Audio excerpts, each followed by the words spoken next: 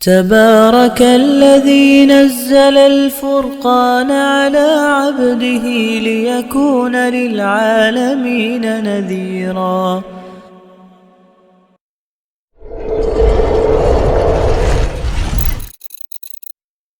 دو سوالات ہیں آپ سے۔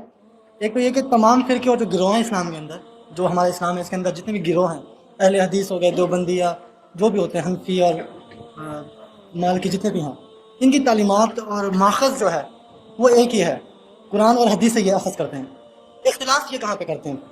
اختلافی نقطہ جس کی وجہ سے یہ ایک دوسرے کے سے بہت دور ہو گئے ہیں، وہ پوائنٹس کیا ہیں؟ اور سوال میرا دوسرا یہ ہے کہ اسلامی فتوحات جو ہیں کیا وہ جہاد کا حصہ ہوتی ہیں؟ جہاد کا حصہ ہوتی ہیں اسلامی فتوحات جو ہیں، کیا وہ جہاد کا حصہ ہے؟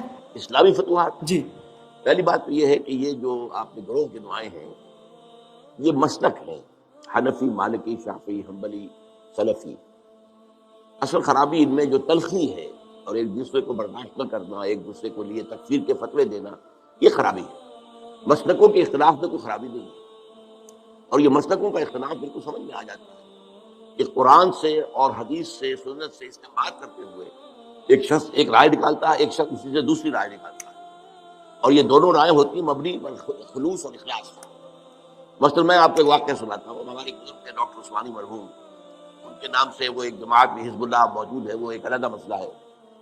انہوں نے ایک دفعہ درس دیا اور اس میں نماز باجماعت کے التزام اور پابندی کے لیے زور دینے کے لیے انہوں نے وہ واقعہ بیان کیا کہ حضور صلی اللہ علیہ وسلم جب مرض وفات میں مبتلا تھے تو ظاہر بات ہے کہ چند نمازوں میں وہ مسجد نبوی میں نہیں آ سکے اپنی بیماری کی وجہ سے۔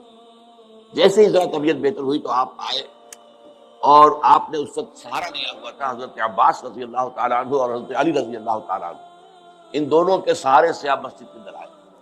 تو حضرت ابو بکر نماز پڑھا رہے تھے، وہ پیچھے ہٹنے لگے کہ حضور آ گئے تو آپ نماز پڑھائیں گے، تو آپ نے اشارے سے کہا نہیں تم نماز پڑھاؤ، اور آپ بیٹھ گئے حضرت ابو بکر کے پاس۔ بہرحال باقی واقعہ میں بیان نہیں کر رہا، اس سے انہوں نے استنباط کیا کہ دیکھیے نماز باجماعت کی اہمیت ہے کہ حضور اس حال میں بھی، جبکہ آپ چل بھی نہیں سکتے، بمشکل دو افراد کا سہارا لے کر آ رہے ہیں، پھر بھی آپ نماز باجماعت میں شریک ہوئے۔ میں نے ان سے بعد میں عرض کیا کہ ڈاکٹر صاحب میں اس حدیث سے ایک اور نتیجہ نکالتا ہوں، اور وہ کیا ہے کہ نماز باجماعت سے صرف مریض ہی مستثنیٰ نہیں ہے، اس کے تیماردار بھی مستثنیٰ ہیں۔ حضرت عباس اور حضرت علی جو ہے وہ گھر کے اندر موجود تھے، مسجد میں تو نہیں آئے، وہ بیمار نہیں تھے، لیکن چونکہ وہ بھی حضور کے تیماردار تھے، حضور کی دیکھ بھال کر رہے تھے، تو گویا کہ ان کے لیے بھی اس وقت نماز باجماعت میں شریک ہونا لازم نہیں تھا۔ اب دیکھیں واقعہ ایک ہی ہے، اس سے ایک نتیجہ یہ نکل رہا ہے، ایک نتیجہ یہ نکل رہا ہے۔ اس میں خلوص کی بنا پر لوگوں نے اختلاف کیا، اور اختلاف کی وجہ سے کوئی مسئلہ وجود میں آ گئے۔ یا ایک اور مثال میں آپ کو دیتا ہوں، حضور کی ایک حدیث ہے صلی اللہ علیہ وسلم کہ جب بھی مسجد میں جاؤ تو 2 رکعت جو ہے تحیۃ المسجد پڑھے بغیر مت بیٹھو، یہ مسجد کا حق ہے، آپ مسجد میں گئے ہیں 2 رکعت پڑھیے۔ ایک طرف تو یہ حدیث ہے، ایک طرف یہ حدیث ہے کہ سورج کے نکلنے کے وقت جب تک سورج پوری طرح نکل نہ چکے کوئی سجدہ نہیں ہو سکتا۔ فجر کے بعد فجر کی نماز کے بعد سے لے کر سورج کے پوری طرح طلوع ہونے تک کوئی سجدہ جائز نہیں۔ اسی طرح عصر کی نماز کے بعد سے اور سورج کے غروب ہو جانے تک پوری طرح کوئی سجدہ جائز نہیں۔ اب کیا کریں؟ اب اگر ایک شخص عصر کے بعد مسجد میں آیا ہے، اب مسجد میں مغرب کی نماز میں ابھی 10 منٹ ہے، 15 منٹ ہے، کیا کرے؟ وہ کون سی حدیث پر عمل کرے؟ پہلی حدیث پر عمل کرے یا دوسری پر کرے؟ پہلی حدیث پر عمل کرتا ہے تو گویا کہ وہ ممنوع اوقات میں سجدہ کر رہا ہے، دوسری پر عمل کرتا ہے تو جو پہلی حدیث ہے اس پر عمل رہ گیا۔ اب اس میں لوگوں نے اصول بنایا ہے کہ جہاں کسی چیز سے روکا جائے وہ زیادہ قوی ہے بنسبت اس کے جس میں حکم دیا جائے۔ تو روکا جانے والا معاملہ یہ ہے کہ نماز مت پڑھو فجر کے بعد سے سورج کے پوری طرح طلوع ہو جانے تک، اور عصر کے بعد سے سورج کے پوری طرح غروب ہو جانے تک۔ اب اس میں اختلاف ہے، اختلافات جو ہیں وہ قطعاً کوئی غیر فکری بات نہیں ہے۔ ایک اور واقعہ ہوا حضور کے زمانے میں، جب یہ جو غزوہ احزاب ہوا ہے، تو جب جو کفار جو تھے جو باہر سے آئے تھے اور گھیرا ڈالے اپنے چلے گئے، تب حضور صلی اللہ علیہ وسلم اپنے ہتھیار اتار رہے تھے۔ حضرت جبرائیل آیا، آپ ہتھیار اتار رہے ہیں، ہم نے تو ابھی تک ہتھیار نہیں اتارے، بنو قریظہ کا معاملہ کرنا ہے ابھی۔ انہوں نے جو غداری کی اور عین جو ہے جنگ کے موقع کے اوپر عہد کی خلاف ورزی کی، انہیں سزا دینی ہے۔ چلیے حضور نے سب کو حکم دے دیا، اب کوئی مسلمان عصر کی نماز غالباً تھی نہ پڑھے جب تک کہ بنو قریظہ میں نہ پہنچ جائے، یعنی جلد از جلد بنو قریظہ کے علاقے میں پہنچ جائے۔ اب کچھ حضرات کا معاملہ ایسا ہوا کہ وہ ابھی راستے میں تھے، انہوں نے محسوس کیا کہ نماز جو ہے عصر کا وہ تو اب عصر جو ہے وہ ہماری قضا ہو جائے گی، اب نکل رہا ہے، اب وہاں پہنچ نہیں، ابھی تک کیا کریں؟ کچھ نے کہا کہ نہیں صاحب کچھ بھی ہو، نماز قضا ہو یا نہ ہو، حضور نے کہا نماز مت پڑھو جب تک بنو قریظہ کے علاقے میں نہ پہنچ جاؤ، تو ہم تو نماز نہیں پڑھیں گے۔ کچھ لوگوں نے کہا نہیں یہ تو حضور نے اصل میں جلدی کرنے کے لیے کہا تھا، ورنہ مراد یہ نہیں تھی، انہوں نے نماز پڑھ لی۔ اب کچھ لوگوں نے نماز پڑھ لی، کچھ نے نہیں پڑھی، حضور کے سامنے جا کے بات رکھی گئی، حضور نے فرمایا دونوں نے صحیح کیا، یعنی دونوں نے استنباط کیا ہے اپنے اپنے اصول سے اور اپنی یعنی ایک عقلی صلاحیت کو برسر کار لاتے ہوئے، تو دونوں کا معاملہ ٹھیک ہے۔ اس اعتبار سے اختلافات سے زیادہ پریشان نہیں ہونا چاہیے۔ ان اختلافات کے اندر جو تلخی پیدا ہو گئی ہے وہ اس وجہ سے ہے کہ ہم نے ایک مذہبی پیشہ بنا لیا اپنے۔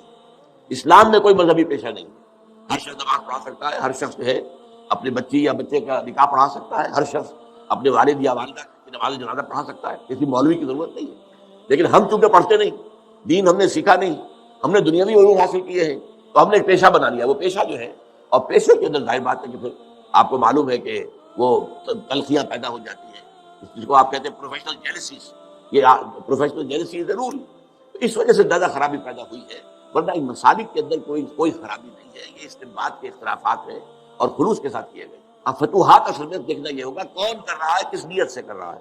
ایک فتوحات وہ ہیں جو خلافت راشدہ میں ہوئی، اب خلافت راشدہ میں تو جو خلفاء ہیں وہ کامل اسلام پر کاربند ہیں، وہ شہنشاہ تو نہیں ہے، بادشاہ نہیں ہے، انہوں نے محل نہیں بنائے ہیں، انہوں نے عیاشیاں نہیں کی ہیں، وہ تو صفوں پر بیٹھ کر اور یوں سمجھیے کہ زمین پر بیٹھ کر جو ہے وہ حکومت کا کام چلا رہے تھے، تو یقیناً وہ سارا جہاد اسلامی تھا، لازماً اسلامی تھا، لازماً اسلامی تھا۔